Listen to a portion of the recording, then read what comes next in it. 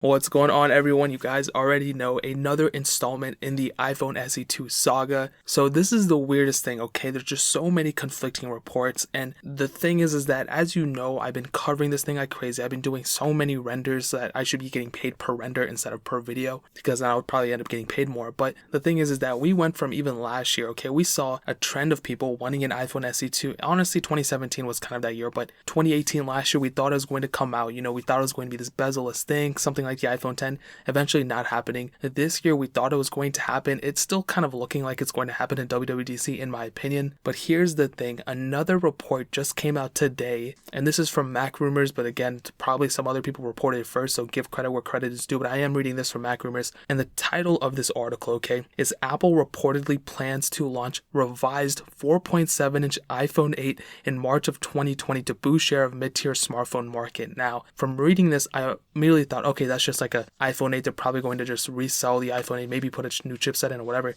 But then I started thinking about it, and Apple is probably not going to launch another smaller iPhone if they don't launch one at WWDC. And we just saw those reports recently where Apple was planning on selling a 4.8-inch iPhone next year. And this kind of comes close to that specific rumor where they were going to sell that 4.8-inch screen iPhone. So could it be that this 4.7-inch iPhone of next year be the iPhone SE2 all along? Now, in my opinion, if Apple is planning on revising and renaming that iPhone the iPhone SE2, in my opinion, I don't think that's a good change. I think that's a humongous change, but I don't think that's the change we all want. I think the iPhone SE is kind of its own embodiment. I think that's something that kind of stands alone besides this, but everyone and their mothers are claiming kind of in a way that this could potentially be the iPhone SE2. Now, after reading this article, I found some things that I found really interesting, and if Apple goes about this in this specific way, I could see this totally being a flop, and let me explain. It says they're going to launch this in March of 2020, okay, so next year, pretty much a little bit less than a year. They're saying that's going to retain the 4.7-inch LCD panel, so it's not going to be OLED, and it's still going to be 720p, it's not going to be sharp at all, and it says it's going to include a new PCB design featuring an A13 processor, okay, so it's going to have the newest chipset, but it's going to have a single camera on the back, but it's going to have 128 gigs of base storage, so that's a better thing.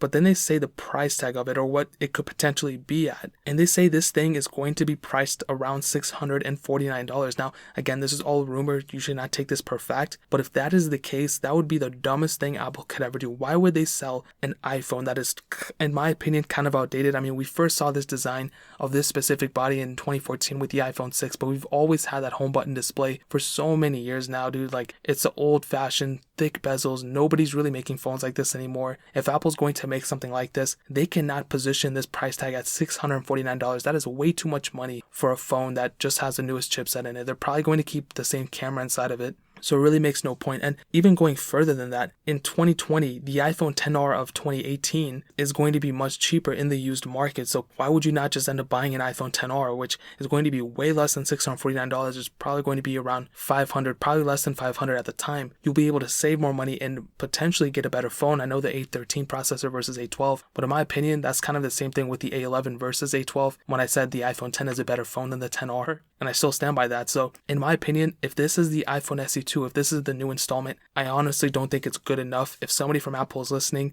please make sure this is not the iPhone SE2. I understand some people do like the iPhone 8. I love the iPhone 8 personally. I think it's a great phone. I own it. But I think that just a mixture of the kind of the old-fashioned display as well as the price tag, I just don't think that's a really good mix. And that's what made the iPhone SE so like loved by so many people. It was because it was a smaller iPhone, but on top of that, it was a really heavy performer. You could do a lot of stuff with it. But the pricing, I mean, it wasn't an expensive phone, you know? And it's almost like you're getting more than what you paid for. In this case, you're getting that old-fashioned design still. And that's why I'm saying Apple should make like an iPhone XR kind of phone, but in a smaller format. And I think in WWDC of this year, they're actually going to do it. So I think, in my opinion, is this a reliable rumor? It could potentially be. Maybe they will do something like this, but I do think that potentially this could be a separate phone from the iPhone SE2. At least I sure hope so, but I do see some resemblance in how these two things could relate, because potentially this could be the smallest iPhone Apple will make, at least in a while, if they do not release an iPhone SE2 in WWDC, and if they don't release another revised iPhone, a smaller one, this year in the September event. So I guess we're going to have to wait until then, but man, that is pretty much it. If you guys have any questions or anything, leave it down in the comment section below. Hit that like button, that'll mean so much, but definitely hit hit that subscribe button. Every single subscriber that we get really does count, so it means so much if you guys could hit that. Also, check out the other links down in the description as well. My Twitter, my Instagram, my second channel, all those links are linked down below. I'd really appreciate it if you guys could check it out. But more importantly than everything else, I love every single one of you guys. And hopefully I'll catch you guys in the next video. Peace out till then.